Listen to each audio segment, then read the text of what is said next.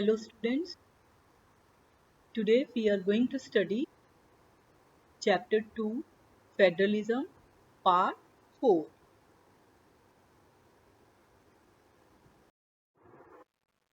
Decentralization in India. When powers are taken away from central and state governments and given to local government, it is called decentralization. Now, what is the need of decentralization in India? Number one, large size of a country. A vast country like India cannot be run only through two tiers. States in India are as large as independent countries of Europe. In terms of population, Uttar Pradesh is bigger than Russia. Maharashtra is about as big as Germany. Second, internal diversity within states. Many of the states are internally very diverse. Thus, there is a need for power sharing within these states. Third one, better solution to the problems at local level. There are large number of problems and issues which are best settled at local level. People have better knowledge of problems in their localities. Fourth one, better ideas with local people on where to spend money. Local people have better ideas on where to spend money and how to manage things in a better way. Fifth one, it is helpful to inculcate a habit of democratic participation. So, people at local level are able to participate directly in decision making process, and in this way it helps in deepening of democracy. So local government is the best way to realize one important principle of democracy, that is local self government. The need for decentralization was recognized in our constitution. Since then, several attempts has been made to decentralize power to the level of village and towns. Panchayats in villages and municipalities in urban areas were set up in all the states, but they were directly under the control of state government. Election to these local governments were not held regularly, and local governments didn't have any powers or resources of their own. Thus, there was very little decentralization in effective terms.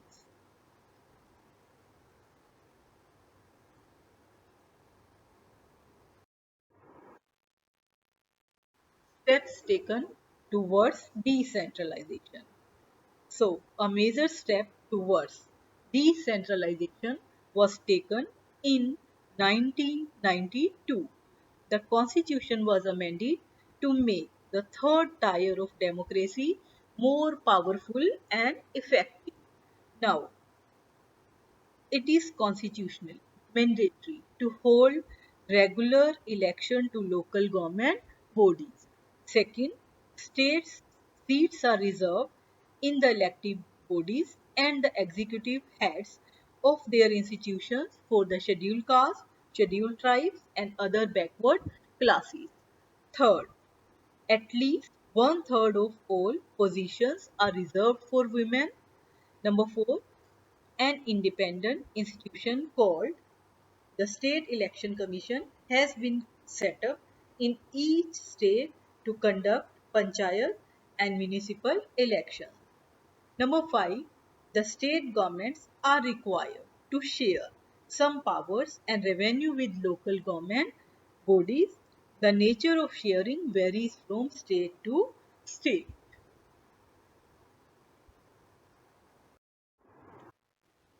Now,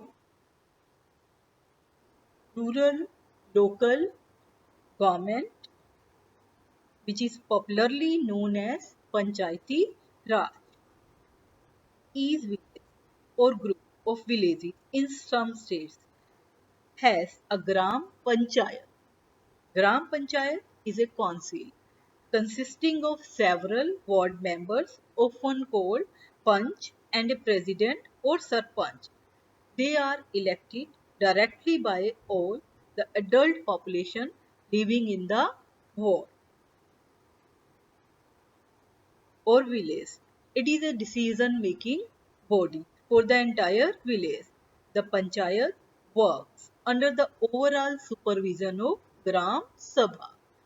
Gram Sabha consists of all the voters in the village as its members. It has to meet at least twice or thrice in a year to approve. First one, the annual budget of Gram Panchayat. Second, to review the performance of Gram Panchayat.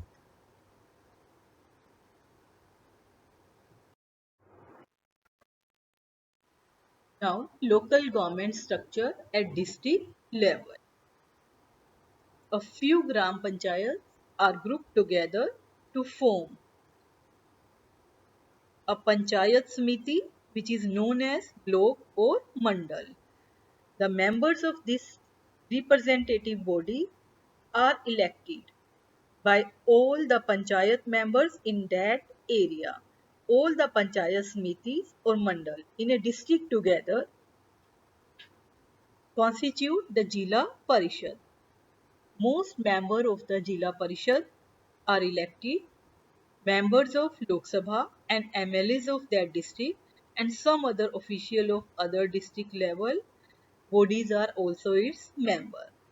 Jila Parishad chairperson is the political head of Jila Parishad.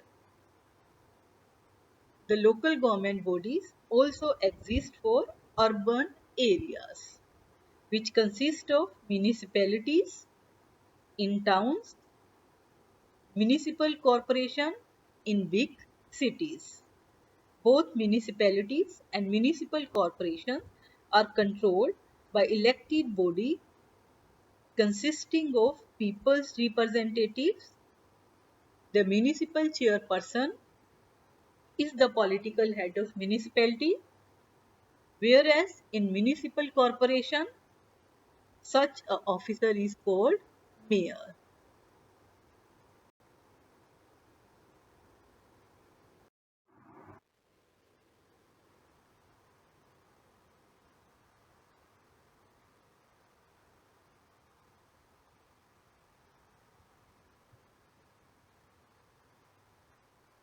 Although system of local government is the largest experiment in democracy conducted anywhere in the world.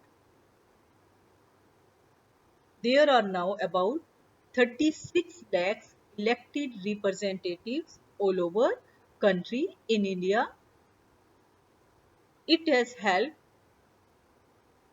in deepening of democracy. It has increased women's participation and voice in our country, yet it faces many problems.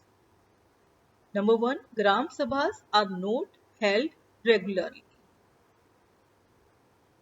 Number two, most state governments have not transferred significant powers to the local government.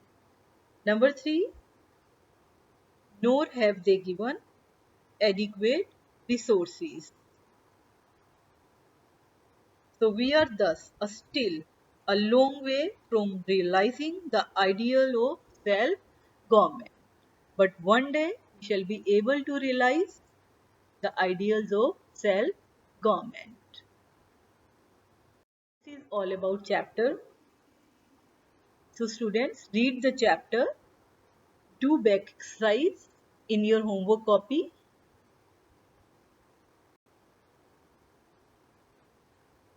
Thanks.